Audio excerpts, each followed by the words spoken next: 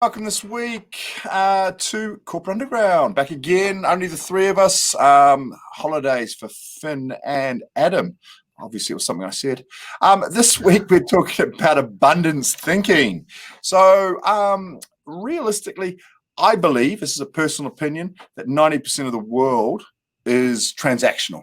And it kind of makes sense. If you're transactional, you're paying for your petrol, you're paying for your supermarket food. It's got to work that way. But what happens when you take it a step further? And that's what abundance thinking is about for me. If you've got an abundance thought, it's about putting something together like Corporate Underground. We're not paid for this. We've pulled people together, and I've thought, well, let's get everybody together because I want these people in my life. I want to do good things with Tia and Tony, and I want to put this out there. There's no other outcome about this other than discussing interesting topics. It's about helping somebody, introducing to somebody else. It's about that. There's nothing in this for me but a better world. If your life is better because I've helped you, then that's great. I don't need to be paid for that. The issue that comes into this is when transactional thinking comes in amongst abundance thinking. So what happens with that is you feel used. If somebody's always taking from you that you're always giving, it doesn't work. So my goal in the next 5 years, I've got about 40% of my working contacts and friends are abundance thinkers. Within 5 years, I want to turn that into 90% abundance thinkers. So everybody feels in a safe place. Everybody wants to help everybody else. And if we're all winning, then we're grinning. That's what I want to talk about today is abundance thinking and what you think about what abundance is.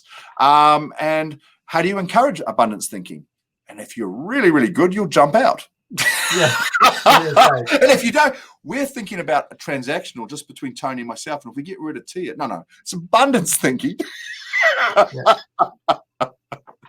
So today, I want to talk to you about how you become an abundance thinker and encourage that abundance thinking. And secondly, a story where our abundance has played a part in life over transactional. So let's start with the first question. How did you encourage abundance in your life, and what do you think abundance is, Tia?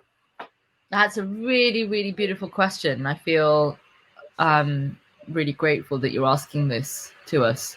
I find that abundance is at the basis of the opposite of the economy.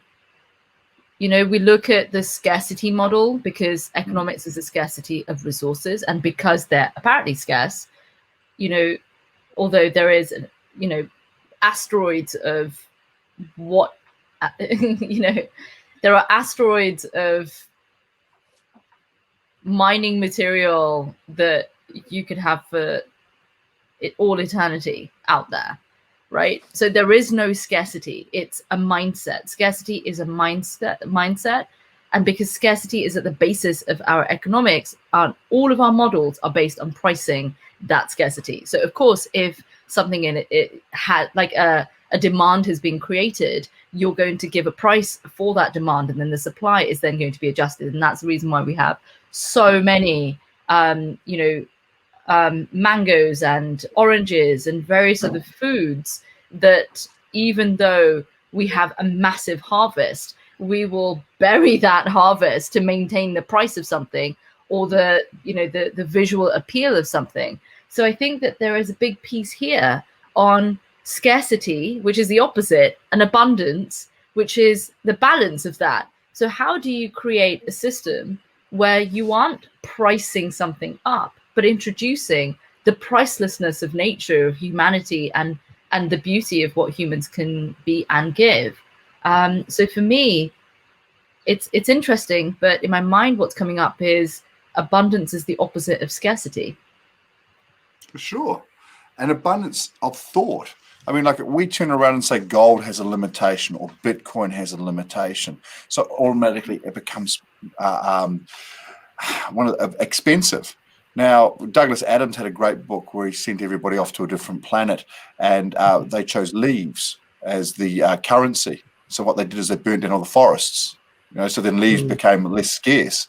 That is a scarcity promise, that you're going to go and run out of something, from whales that got hunted for the oil, to oil in the ground, to now to solar, that we're saying this is going to be the new fix. But everything that's made is going to cause bigger problems because it's made of rare earths and metals. We keep moving that thing because we're looking at a scarcity model, not an abundance model of how do we make something that happens all the time.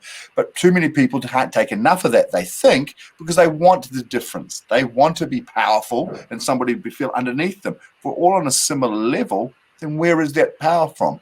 What do you think, Tony? What do you think abundance is? Well, I find it very interesting we talked about scarcity there, Tia, because in marketing, scarcity is your best friend.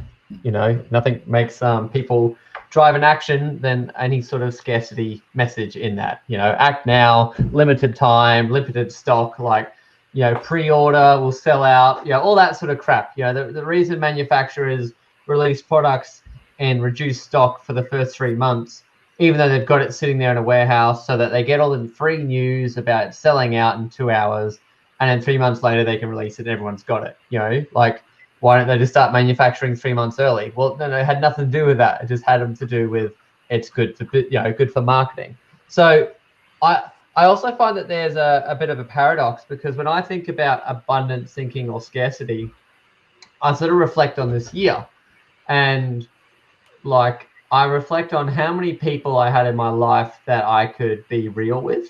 Okay, like I only had like a very few people that I could really be straight up with, and all felt like they think the same way I do, where you could be brutally honest and stuff like that. And then COVID came. I'm like, well, I'm not going to make any new friends, am I? You're like, what are the freaking chances of that? You know, like, it's just a fact. Like, how do you meet people? But then what I found was interesting was when we were stuck to video call people, I just leaned into just being straight up, you know? And it meant that I started, when I was getting connected with the right people, that I started creating a deeper connection quicker, you know? So not missing out on opportunities, because sometimes you could be sitting next to someone great and not know it. You know, if you don't lean in, they won't lean in. So this got me thinking that, you know, there's this paradox of like scarcity versus abundance. Like, I think that when you are yourself, like, that's great, and you should be yourself and you should think differently and stuff like that. So basically you want to be scarce, but you have to remember that you're not alone, and that there is actually an abundance of people out there, at least the amount you need. We don't need 1,000 people for the to know that you're not crazy. You know, you don't need 1,000 people to feel like you've got a group of people around you and you feel safe and secure and that sort of stuff.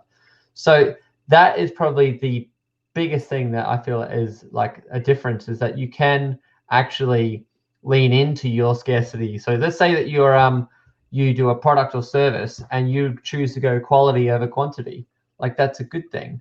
You don't have to start accepting to do crappy work because you're like, well, who's going to pay for this job? It's like, no, there is lots of people out there that will pay for your quality of work. You know, you don't have to rely on doing the mass production. And this is why I find it's a very a paradox thought, that like, actually there is an abundance of, you know, limited style things and limited thinkers and limited customers. You know, if you have a very unique customer, there's actually more out there than you think. If you have very unique beliefs, there's probably more people out there than you thought. So like, I guess that's where you can like lean into the paradox, that there is a good thing in thinking abundant even when it's a scarce, you know, transaction. Does that make any sense, Matt? No, absolutely. So why do you think that we lean towards a scarcity or a transactional way of thinking, Tia? I mean, like, it makes us feel better to work on abundance. It feels better when we're thinking positive and think that there's going to be more food or there's going to be more opportunities. And yet most people, and again, I'm pulling a statistic that I'm making up, a math fact, if you like, a common sense fact, that 90% of the people I've ever met are transactional. They would rather pay you for something or and for your service and for that to happen. They don't want to take it further and look at that. So why? I think we've taken the identity of being priced up personal. Everyone's got a price. Some people don't. But for those who do, they're seeing themselves as a product, right? You can buy my time. You can buy me. You can buy my intellect, my experience, my consulting, my advice, whatever, but you can purchase. And that hour you have me and my attention or whatever. So I feel that, pricing something up for a product has extended that language onto us. And in similar ways that we would look at, computing something and mining something, that language has sort of moved onto the human brain by way of Neuralink technology that Elon Musk is talking about, mining the brain, right? Hacking the brain. So there's only a certain amount of time before that thinking becomes human-centric. So something that we will have used and somehow identified with territorializing an asset, for example, land, a home, a product, we've now turned on ourselves.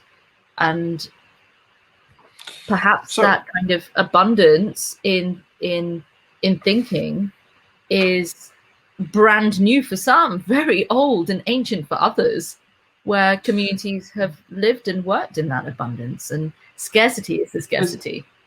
Well, we come from a continent in Australia where it's just there's abundance of land in Africa and America and lots of places. We've got 25 million people. There's 400 million people living in America, and yet our house prices are the highest. The point that comes down to with all of this is your scarcity versus abundance model. Tony pointed out really beautifully before about marketing this whole thing. But Tia, I mean, if you look at it, why is somebody paid $2 an hour and somebody's paid $10,000 an hour? Where does it come to a point where you can turn around and say that's the value? Because we're all slaves of time. We've got a limited amount of time, and I am swapping my services for my life. That's what I'm doing. You're paying me this money, and I'm going to do something whether I like it or whether I don't like it, but I'm getting paid. I say that's enough for me, and I'm going to swap that for my life, and I'm going to get to 60 or 65, and I'm going to retire or do whatever I need to do. But I'm swapping my life, the best parts of my life at the moment, for my future, because I'm hoping to survive that. But it could be what it means, or what I can get in lieu of, or what I can do as a result of, or what kind of a system I live in, and I, by choice, am deciding to play with. And it could be that some people don't have that choice, so we're not all at liberty. But if we are in a system, you're born into the legalities and the regulations and the policing system of a particular methodology, then these behaviors are expected of you. But that's the point. Do you think I'm not sure if this is off topic, but you talked about the cost per hour before, Matt. Like, should we be paying for time? Like, if you're, because who was it you, Matt, the other day? I forget who I was talking to, but like, you got a boiler that's not working. You call in a guy, he comes, he taps on it, and he goes, "Oh, yep, I know what's wrong." And he changes this, tightens the screw, and it's all working again. $10,000, please. And it's like, we're here for 2 minutes. It's like, yeah, but now your machine is now up and running. You're losing money. It took me 50 years to learn how that. I can just tell by going up next to it. Like, so it, is paying for time. That's transactional, and those people that don't. So I've met so many like engineers and stuff like that, right? And there's one guy in particular pops in my head right now, and I remember he would come fix like these. He's really big in those huge automation. So it'd be like a big ship that comes in, and like the crane that comes and picks up the stuff and moves it would break, and he would go in, and he would only charge like $1,500. I'm like, dude, how much value was on that boat? And it was down for a day, and you came and you fixed it. Like, like it's charged the value, not the time. Like, and I feel like that's the problem is I think he had the non-abundance mind. Do you get me? Like, he didn't think that was out there. No, absolutely. So, but you ask air is free. But you ask a scuba diver how much he'd pay for air. Right? It's like, what is the time and the place? Where is that about? And like, our headspace is so focused on what we've got. I mean, like, you ask a fish is the last person to work out that what water is. because he's around it all the time. He doesn't think of it at all. Right? That's abundance in its own process. If you're around something all the time, and so I want to create that by being around great people like you guys and keep on adding to that. And Tony, we've spoken about this many times, where we are very generous with our network, and then somebody comes in and they take and they take and they take. But ultimately, they are transactional to a point where then they just get spat out, and we put another person in that cog, and you keep on growing that out. Now, if you're only surrounded by transactional thinking, though, guess what's going to happen? You're going to stay there. You've got to turn around. Look, I went to school with, I think, 1,100 people, 1,100 kids. Out of that 1,100, I probably knew by face 500 of them. They walked past, I know that they went to my school. If I then turned around and said how many I knew by name, maybe 200. But 200 people, maybe 50 or 60 of those I knew really well. I don't know any of them anymore. And 1,200 people I was forced to be with and transact with, I keep nobody in that link. So when somebody comes to you and says, well, this is really important, is that person even going to be in your life? If you were with somebody for 12 years, realistically, that group of people that went through different schools, sure, but they all came through. At the end, you ended up with 1,200 people in high school. You had no contact with them anymore. Yeah. How important is that? You know what, Matt? When you travel a lot, which I'm sure all of us have previous to this. Not for a year, no. Not for this year, but I can only imagine that you're pretty well versed globally. You do come across cultures, and people that reinforce certain values that you have in yourself. Like, let's say your core values that you see in another person. You're sort of like, you've got a concentrate version of that you're looking for, that you're sharing with other people. And because you're traveling and you know that in that time, whoever it is that you're going to meet, if they align with your core values and your integrity, then they're going to be part of your life, because you've already differentiated from so many experiences of life who it is that you want in your vicinity of abundance, right? Your community of abundance has a boundary around it, which is, who does and does not play to the rhythm of abundance. So if people are not in that mindset, you're most likely not going to bother with them, because you don't have time. Yeah. You know what else comes to mind, Matt, when we talk about this? I think we slightly touched on it before, but it's how you pick who you work with. For my company, our slogan is good work for good people. So my team, they're family, they put in 110%. They love what they do and they're going to work hard. So that means that they shouldn't just be doing that for anyone, so not just for those that are bad people that are going to make their life unpleasant, because you don't want your team working in a bad environment, but also for companies that are making a more positive impact on the planet. So I remember when I say this to some people, they're like, it's especially if they're another digital marketing company or starting their own business, and maybe it's just them or something like that, and they'll say the comment, oh, it's so lucky for you to get to that point, basically, once you get big enough, then you get to pick and choose what you have. And my view, my angle on that, well, I was always quite picky to the degree. The other thing is, every time I picked someone that my gut was just turning, and I still went with it, bit me in the ass, So I've also learned, I think that's the only reason you do it later, is you learn that everyone says don't do it and they're right. But B, I had, after losing my son, I was like, I'm not going to work with crap anymore. I'm not going to do crap anymore. Everything's going to be better. If I'm going to have to do something, I might as well enjoy it. Might as well be for a good reason. Might as well be good people. So you could just make that choice. And if you don't have an abundance mindset, you're always going to have that fear that if I turn away this work, I'm going to have money. You know what I mean? Or if I get rid of that client, then we're losing all this money, and what am I going to do? How am I going to pay the bills? That's the thing, though. In abundance, that doesn't matter. Because you figure it out, you find it. Even if you're going to work harder. Got enough. You are enough. You don't have to do things to be enough. You're already in that space. You're never going to take something away from me because it's not takeawayable. Yeah. No, beautifully put, Tia. Beautifully put.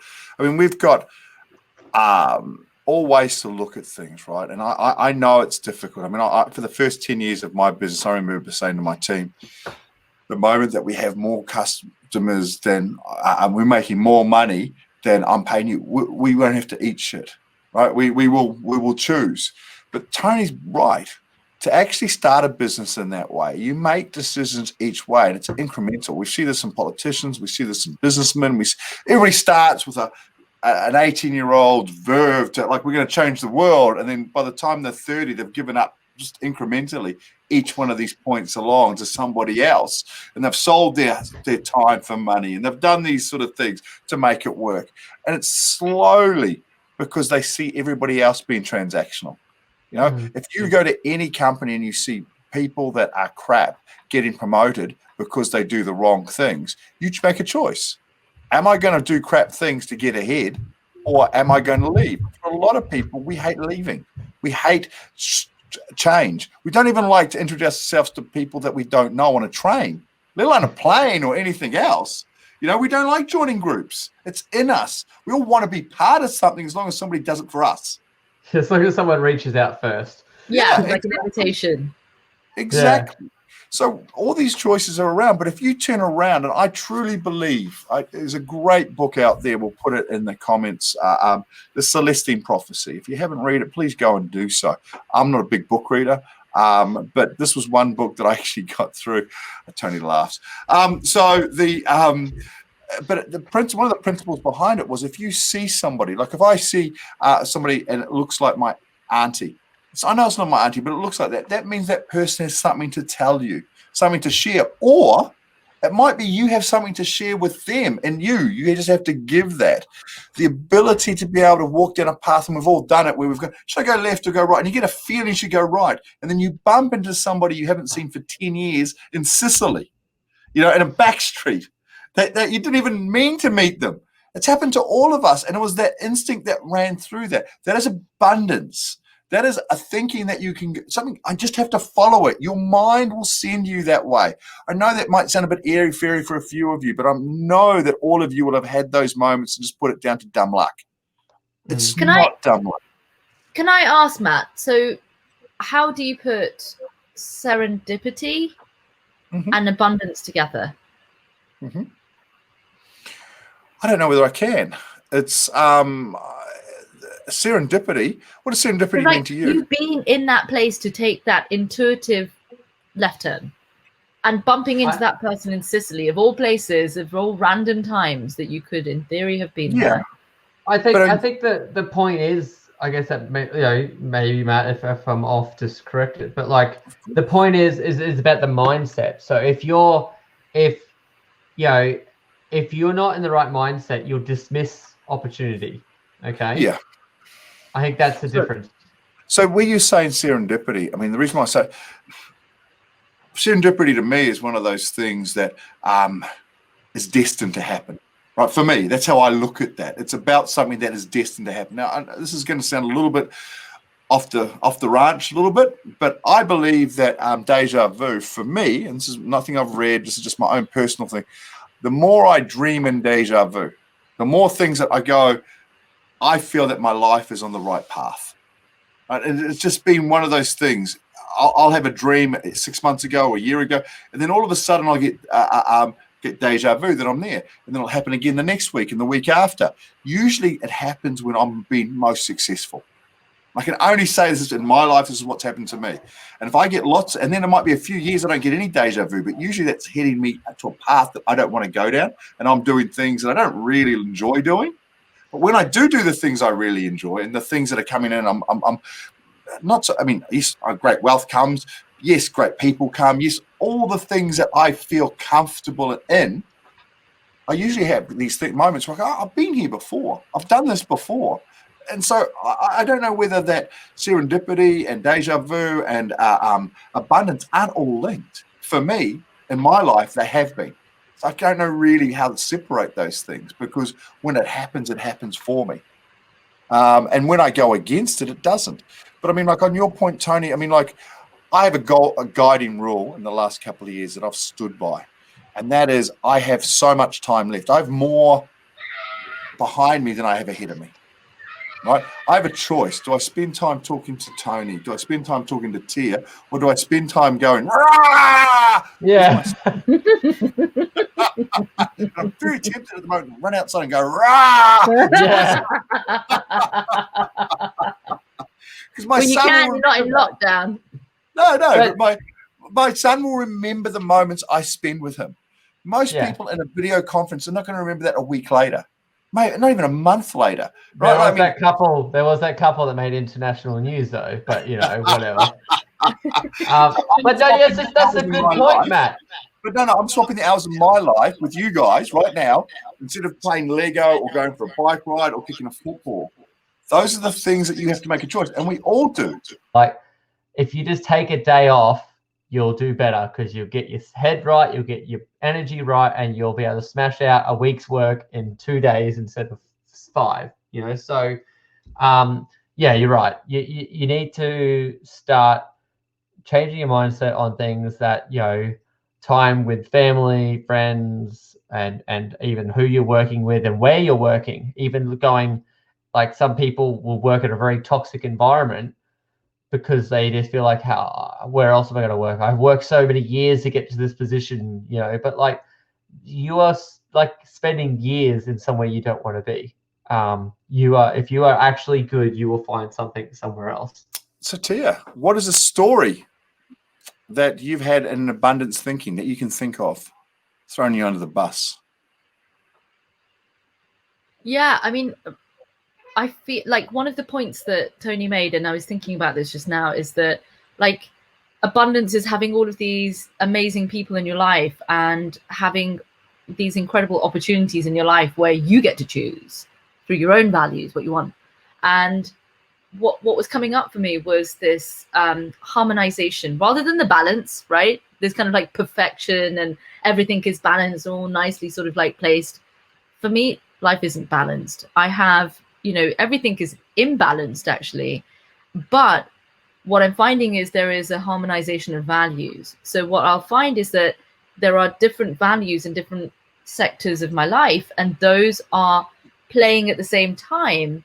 And there's a harmony there somehow, which I'm appreciating is, the information that I'm getting from my life. So people that represent that, I'm going to say actually Corporate Underground was an example of that when Adam reached out, because I know Adam, who I've met through a friend of mine called Marinda, who had never met Adam before, but said, Tia, you would, but I think you would really enjoy meeting Adam.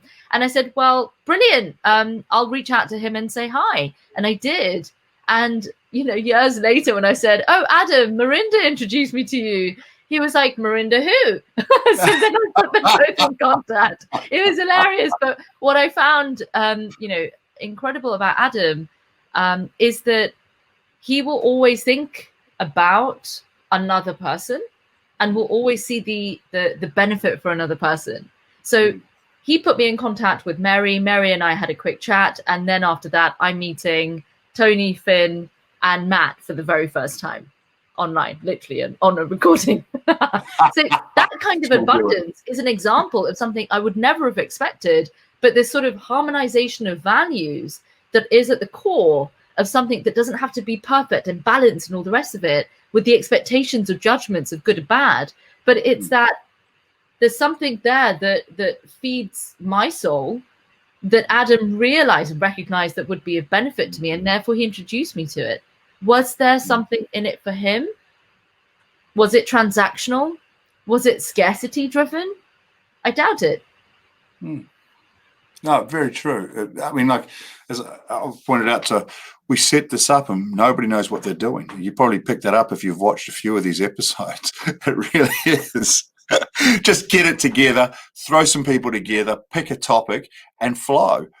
Okay, there's going to be mistakes, but you make mistakes. Life is not clean. I've never got anything working perfectly. There's always something flowing. So, Tony, what is one of the times that you've had abundance in a story that around you that can? Let's talk about money, right? Like it's so hard to come by, But when you have something really stressful come up, like something like, or you got a kid coming or whatever, there's a big process coming somehow, you know what I mean? Or even payroll is rolling around for the fortnight, and that's the same day someone paid the exact amount of invoices you need to do it. Like, like it's once you actually start either fighting for it or stop stressing about it and just get on with it, is that it plays a part. So if you do feel that something is genuinely scarce, because some things can be genuinely scarce, then work on it. It's like, it's not going to fall in your lap, and nor should anything of value fall into your lap, because you won't appreciate it. And then why, it's special if something's scarce technically, and B, why is that a bad thing? You know what I mean? Like, there's nothing wrong with working for something that's important or special. And if you actually get your mind right, you'll operate a higher capacity, and it will become more normal, more easier. So I guess that's where I'd finish off with my stories of craziness. Okay, so one that just popped into my head as you were talking is not money. I mean, money is one of those things we all focus on, and it papers over a lot of cracks. When things are going right, it's always there, and when things are going wrong, you never seem to have it. But love is an abundance. I have dated for many years, had some fantastic relationships with some fantastic people, but it wasn't until I was truly ready, and I took a year off from seeing anybody. Didn't want to date, didn't want to see, had to spend some time, and I took a year off. And then a friend of mine, Anthony Violi, invited me to his engagement party because I hadn't seen him, and I dropped off the planet, and I turned up and met a girl, or met a woman, and that woman happened to be my partner now with two wonderful kids. But she had been to every party that Anthony throws, and Anthony, if anybody knows him, throws a lot of parties. He is, crazy about his birthday. He's got to have a week's or a month's worth of Anthony Violi parties. And it would happen where I would turn up late because I was always working 60 hours, and I think I opened doors of taxis for her to step in, and I went in. And it just kept on happening. And if I'd have met her at any of those years before, it wouldn't have worked. It worked because I was ready. I was ready for the abundance. I was ready for this to happen. I was ready finally to want to settle down and be with somebody that I could love and who could love me. And my abundance mindset came from that. So if that had happened before, I know it wouldn't have worked. And when we've spoken about it, and the parties that she was at, she would have just left 5 minutes for years. So love is one of those things, and an abundance of giving love to your kids, abundance of love for your friends, and abundance for the love just of life. Those are the things that you need to take on. Otherwise, if it's a transaction, it's going to fail. And if it's a transaction, people are going to transact back. At some point, you've just got to open your arms and say, I need to be loved. I'm good enough to be loved, and I want to be loved. It's the same with money. It's the same with friendships. It's the same with anything. You have to make it happen, but be open. And I think a lot of these calls with Tony talking about his son, tears, we've all shared loss. We've all shared different things. And we hope that you guys get something from this, because at the end of the day, it's that abundance mindset that's coming from all of us to help you. And hopefully at the right time you listen to this and you go, wow, that's been really important to me. Great. That's fantastic, because we are talking to you individually, specifically to you. That's what happens with abundance. Great. Tia, you want to wind up? You got anything, or you got anything you want to finish on? I mean, that was so beautiful. Thank you so much for sharing that. I feel that, when you were talking about love, in my mind, I had unconditional and conditional. And I, for many people, and I'm sorry that there maybe isn't a distinction between conditioned, right? If then statements, transactional love. I will love you when you are successful at school, or I will love you when, you make me look good when we walk down the street. Like, there are no conditions to love. Abundance is that love where you don't have an if then statement, and I will love you despite your freckles and, the nose hairs and whatever else. And I think that abundance, when you operate from that within your community and you grow that, people want to be partaking of an abundance in love, in relationships and connections that are not if then statements. Look, the most beautiful Yeah. thing my partner's ever said to me was that she felt I loved her for her. She never had to change anything about her. And I think for me, that was the loveliest comment I've ever had, because it was true. I wanted her just to be happy, and I want her to be who she is, because that's amazing. Now, if somebody is out there trying to change you, it's because they're not happy with themselves. It Or they're not really is. happy with you. So Well, why and the that could hell also would be you bother? Yeah, exactly. 100%. But it usually comes from the wrong place at the wrong time. Now, both sides. So Conditions. abundance. If you're there for love, that is fantastic. But it doesn't mean, as I said, 90% of the people are transactional in my mind.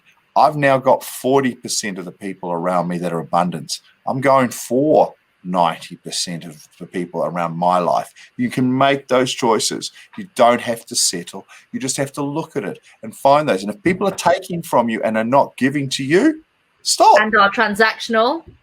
Yeah. Stop. I went to school with 1,200 people. I've got none of them in my life. I had them for 12 years because I was forced into a gap. I've chosen these things. You can too. Thank you very much for listening to us ramble. It's been another great week.